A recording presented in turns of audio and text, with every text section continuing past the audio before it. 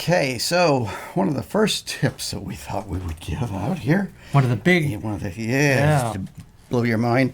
This is something that I had actually saw a video that a professional wildlife photographer that works in Africa and leads photo tours had given this as a tip.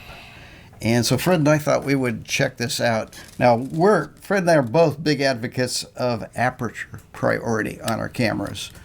Setting the camera in aperture priority so you can control the depth of field, you control the aperture, and you're also setting the ISO. Let the camera control the shutter speed. But this particular tip was put your camera on manual and use auto ISO if your camera has that ability.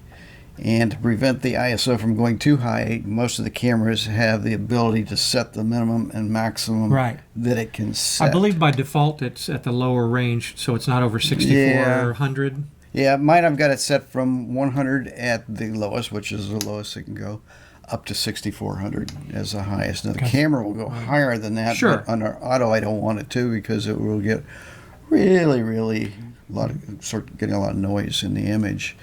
So the way this works is you set your camera on manual, then you can set your shutter, you can set your aperture, you have control over either or. And the camera then will adjust the auto ISO. Now, there is an issue that we ran into, isn't it, Fred? Because one of the things we like to do when we're using the semi-automatic aperture mode is use the rear focus. Over to you. Well, no, to use exposure compensation. That's what I'm trying to get to. There you go. Exposure compensation. I was thinking about that, but boy, I have my brain locked up for a I guess minute. so. So, like if you have a white bird, for example, let's say we're shooting an egret and it's a dark background, the camera's going to overexpose that egret, I guarantee, if you leave it normal. So normally what we would do is we would drop maybe a stop, maybe even more, in order for the egret to be properly exposed. We don't care about the background. In fact, it's even better if it goes blacker. But at least with our particular cameras, under the manual mode, you can't do that. In fact, there is actually a way to set another control, do your exposure compensation, but what it really does is it just jumps out of auto ISO and lets you set the ISO manually, which, well, I got some pictures here that shows some of the things that we were doing at testing. And as you can see in this image, that the bird is overexposed because the camera, of course, does what cameras do with a proper exposure, maybe 95% of the time. No way to jump into auto exposure. Not easily. But for the most part, it did work to some extent. What was your experience when you were using it? Well, remember what we were talking about when you would try to get pre-focused and then you would, wildlife moves. Yeah. And we were working with a lot of shadow and light that day. And we were finding some fun issues with that where it was driving us a little bit crazy because we were having to constantly compensate because it would say, oh, this is what you want. Yeah. And then things had changed a little bit. So to me, your on-the-fly adjustments aren't as easy. In theory, it sounds pretty good to do, but I also found when you have pressure shutter, that locks that exposure in. So if you have your finger on, like I tend to do, and go from a shadow to that's lit area, definitely what we were seeing. You're going to have to, if you have partial shutter down, yeah, especially for those who use that as part of their, if they're using autofocusing for whatever reason, and you're supposed to do partial shutter down for that. We rear focus on our cameras, but still, it's for some people it's habit to have that finger on the shutter. It's partially ready to go, so you're not going from not having the finger on the shutter to suddenly doing it and getting camera shake. Right. Suddenly trying to, click the shutter. It's interesting because you find out what your habits are very quickly when you start using a new technique. Yeah. And Jim kept saying, this is driving me a little crazy. I'm getting it pre-exposed, and then it would change the results when he actually took the shot because the wildlife, and we wanted the effect of the shadow and light. They were moving in and out of that, and we were trying to get some what we hoped would be interesting photos from that. So Yeah. Well, our recommendation is give it a try. Yeah. It's certainly, I mean, for this particular photographer who is a professional photographer, it's worked out well with Very her, well. and it's her go-to setting. So maybe we just haven't given it enough time, or maybe with her particular camera, she has a little more control over it. I don't know. Anyway, we'd love to hear your feedback on it. And Well, perhaps in the show notes or somewhere else, Jim, you might want to go through the specific steps so we can make sure that those out there that want to try it well, can again, do so. it's very easy. It's pretty simple. Manual, set your camera on manual mode. That allows you to set your shutter and aperture. Now remember, your shutter speed, you want it to be over a certain amount depending on the focal length of the lens. You know, there's that rule of thumb, you take the reciprocal of your lens, so a 100 millimeter lens, 1/100th of a second is generally the lowest you want to go to hand hold it. Of course, that can go a little lower if you have image stabilization in the lens. And you set your camera itself on auto ISO. So that's basically, it's that simple. Well, I'll enumerate it here Yeah. as we're doing it. And Okay. give it a shot. See what you think. yeah, let us know. For me, I'm probably going to stay mostly with aperture priority, but I'll try this from time to time Yeah. because I don't mind using manual for certain types of shooting. I know when I do bracketing, I use manual mode. So what the heck? Yeah, that's gonna be something new to try. And if Aperture's it still works going to be my go-to setting anyway. for now. And we may find down the road that we like that, but it's a nice alternative, and it's nice to have options. Yeah, it and always there is. may be certain situations where it works better than others. So. Sure. Okay.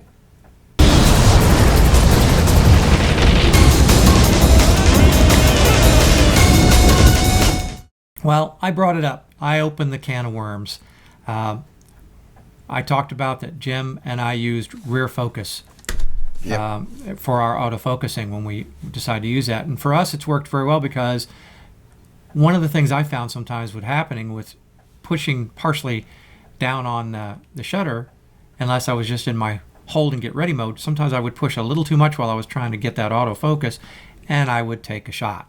Yeah, this not is meaning to. particularly handy for close-up or macro Yes. photography.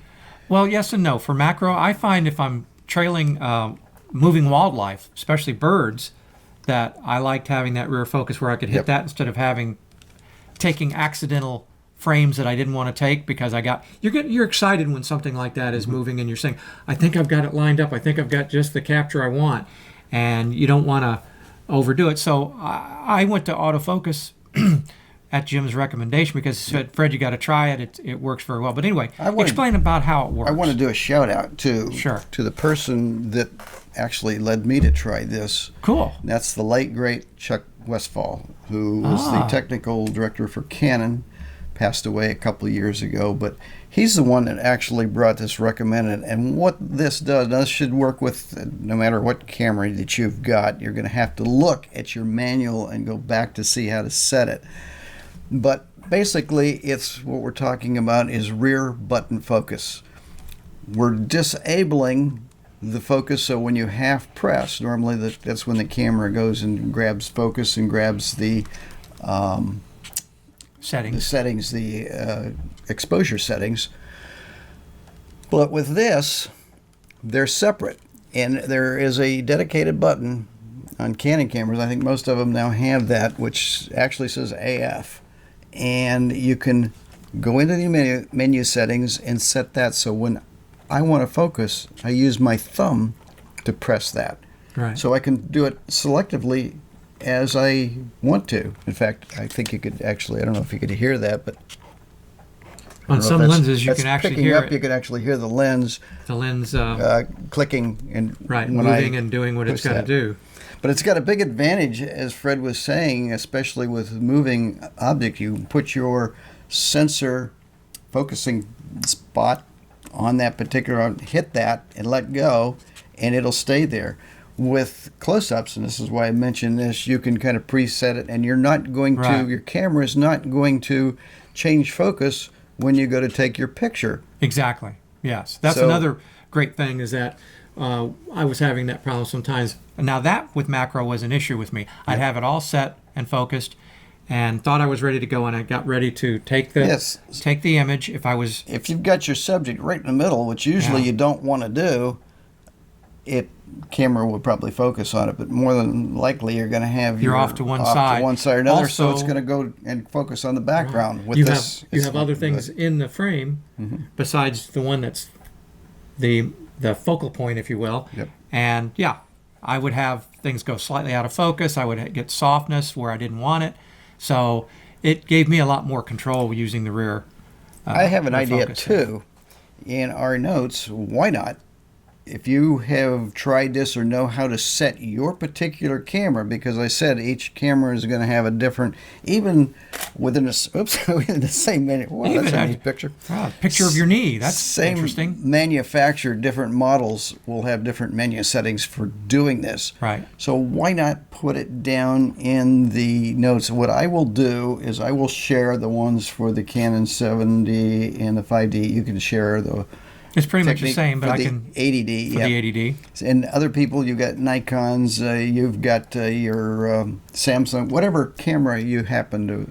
If it can do this, please share it with us. Well, what I do is as soon as I get a camera now, I've got my 7D, the first generation's set that way. My 80D is set that way. And when people come to me and say, is there a problem, or how would you do, or what do you do? My daughter does photography, not as often, but that's one of the first things she said. I never see you doing your, focusing from the front. And I explained what I was doing. She goes, set it up.